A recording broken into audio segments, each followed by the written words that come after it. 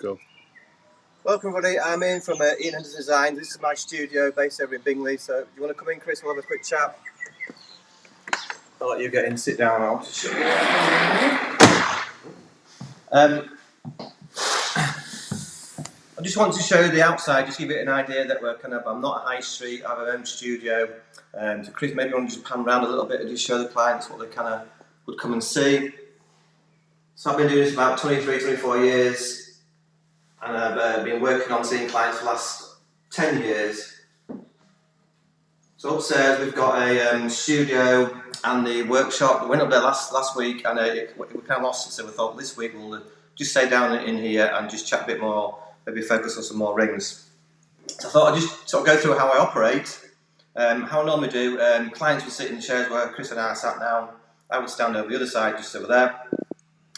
Clients would come into my driveway, park up. I would come round to meet you. I'd have all the doors open, so you can come through, you're not touching the doors or anything. We've got the sterilising in place. We've even got, Chris, we're going to pan to this in a minute. This is a UV steriliser. You can put your rings into there, sterilise them, so it's about 3 minutes, they're all clean. Then any rings we'll look at, we'll also keep to one side and I'll sterilise those, and gone, and we sterilise over the tops and things after everyone's gone. So I haven't changed a great deal the way I do things from previously. This is a small setup I've had. It works great, but now we're just implementing more cleaning and making it safer for you and myself. So I thought I'd just talk through some rings here, and I'm going to start the ladies as how I normally operate when you come in and see me. So I'm going to start with a few engagement rings and what I would put with them or recommend to clients so they could see. So Chris, pan into this one. So this is a solitaire diamond ring. The classic, I call it the classic kind of look, and I always start off with having the subtle look rather than going sort of full into the full sparkle, if you're a bit of a magpie. So I'm going to start on this one. On here we've got a plain band on there, and that it looks okay, but for me it doesn't really bring your diamond alive, so I always like to add a little bit of sparkle in there, subtle sparkle, call it.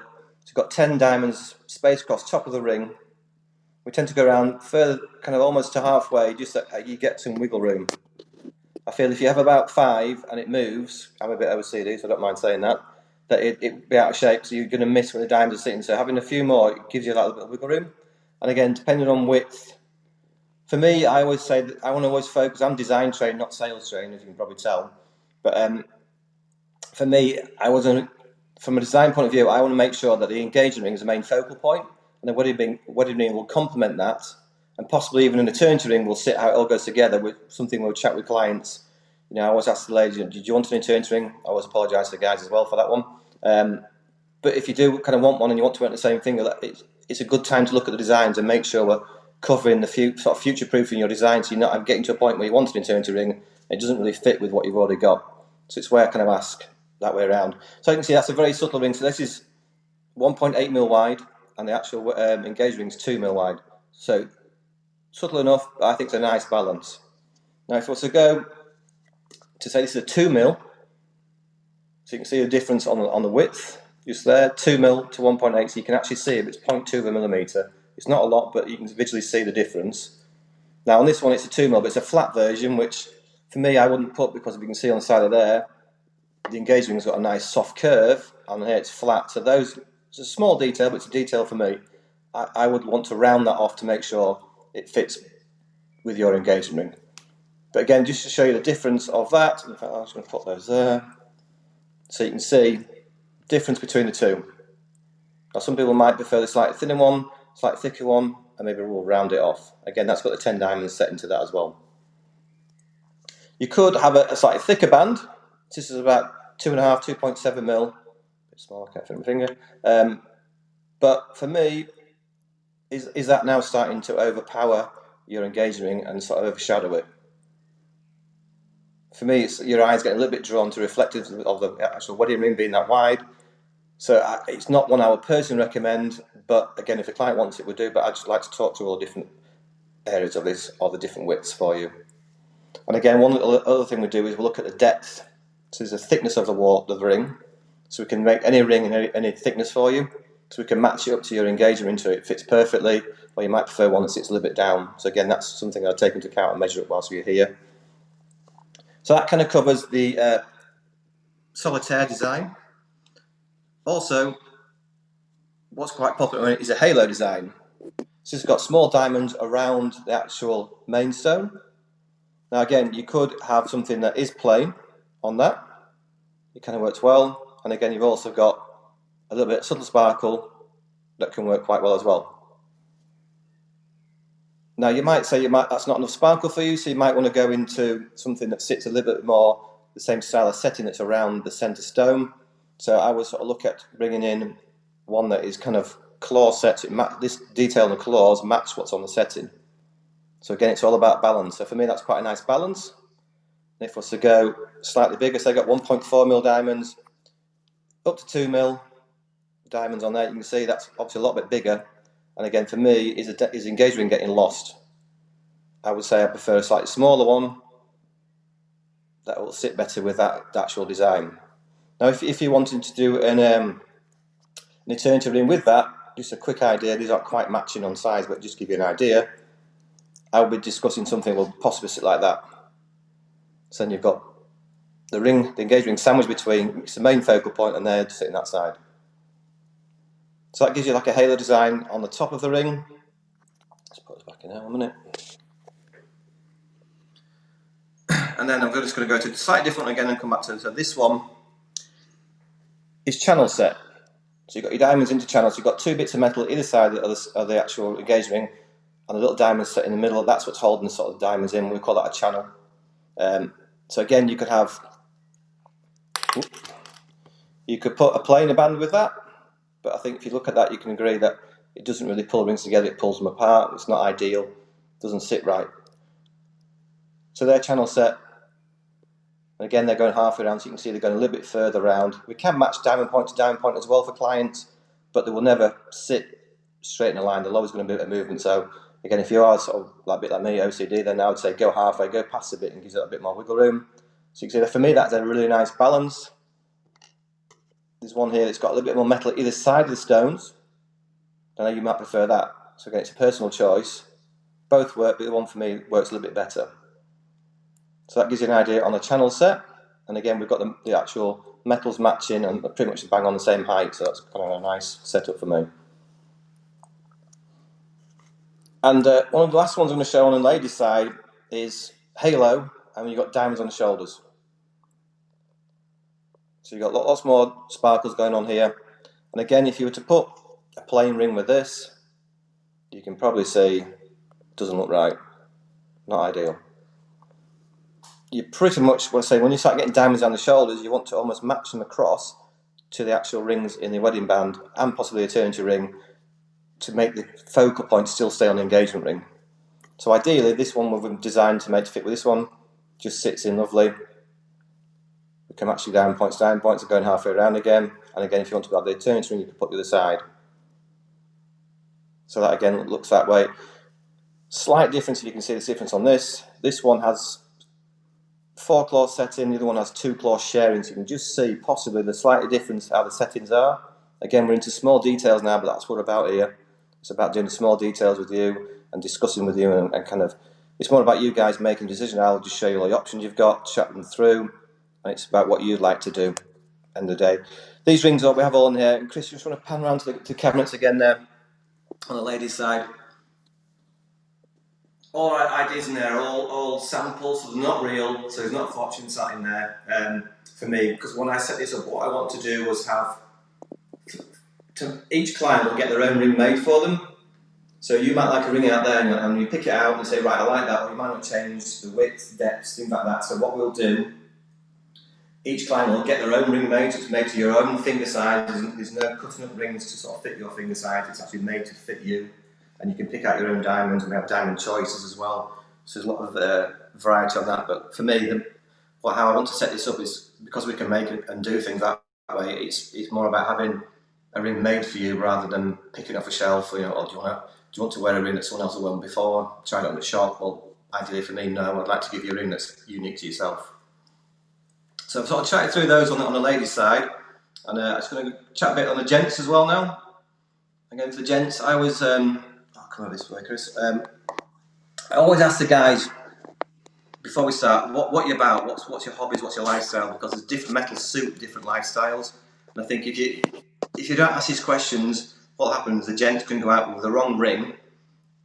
For argument's sake, well, a lot of my friends are in the building trade, so for me, I would supply them a titanium ring, design one for them, because it's hard wearing, lightweight, rather than say a platinum one, which is hard. It's hard. It's precious metal, but ideally, titanium's a lot stronger, so it will last longer. So yeah, you're going to pay a lot more for a titanium ring, platinum ring. Titanium one start for around about 350, and your platinum one start for about 850 going up. So depending on what finger size you are, it can make a big impact. A 7mm wide one in platinum could be around about £2,000. So it's a big difference. And if you can't wear it for work and you're buying it and you're sort of on the opinion you can, then it's a big disappointment for a client to actually buy a ring and not be able to use it for what they kind of purpose they bought it for. A quick example of one of my clients is a farmer, and he came to see us. We supplied him with a titanium one. Came back the first year doing welding, had some welding flash on it, so we filed that off. 20 minutes later, the ring was back to brand new. Now his friend went to the high street, and the high street sold him a palladium ring, wedding ring, which obviously precious, a lot more money. And after the first week, he had to stop wearing it because it was getting too damaged. So for me, the kind of shop didn't ask the right questions for that client. He's paid sort of more money than he needed to pay, and the ring is not really suitable for what he's doing in his lifestyle. So Chris, you want to just pan down? I'll come on there. So these ones here, these are titanium, so they're very lightweight but super strong. A little bit thinner on there. This has got like a matte finish. We can have different finishes, different widths. These ones on a matte finish will actually get scratched quite quickly. Even on a matte finisher, believe it or not, the matte one can show more scratches than a polished one. So depending on what kind of lifestyle you're doing and what we can do, there's different finishes we can apply to a ring to make it last a bit longer. For argument's sake, you could have that one in a scratch finish. Like I say, my friends on building sites, that ring will be more ideal for them because it's going to get scratched very quickly. So why not have one that's scratched already so it matches him to his lifestyle? And again, same again, but not just having it all just playing on the edges because they're tapered and angled down. That's got a polished edge, but that's going to protect the actual polish finish rather than have it all across one surface. So it's still going to get scratched, but it's going to take a lot longer to scratch it because it's more protected. Again, that's got the scratch finish on there. I might as well finish the last one, the scratch one. This has got 9 carat white gold natural. You can see it's got a slight yellow tinge to it. That's a natural colour white gold. Guys, if you think white gold's white in colour, then it's not. And that's got that in there. So we wouldn't plate that, it would be, say, natural for us. But again, that's got the scratchy finish on there. And because the gold's in the centre, it's more protected rather than on the edges, which is going to get knocked more.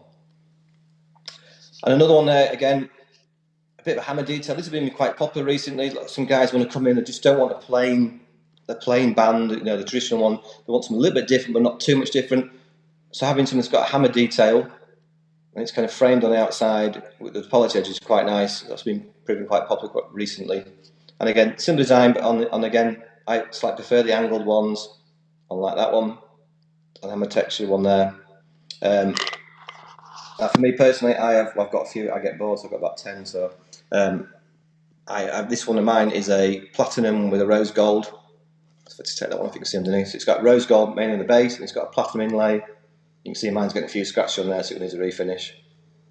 So again, slightly different if you want a different metal, but that's not really for working on really hands-on and stuff. A couple of platinum ones up here. We used to recommend palladium for wedding rings for guys because the price is really good, but actually palladium's gone really sky high, so we don't recommend palladium now. We recommend platinum actually for a metal, like I said before. It's stronger, it's denser, so therefore it's a better option, I would say, to do that for a ring. So let me just run through a couple of ones on there. So this is very similar to what I have. It's got, again, the tapered edges, and it's got like a nice little channel which is actually in the ring down there, so you've got a polish and mat. So again, not too far off going from too much fussiness, but quite good. And then you've got your classic one there. And then again, we've got all the classics down here. Chris, you want to just pan down there, so we've got a lot.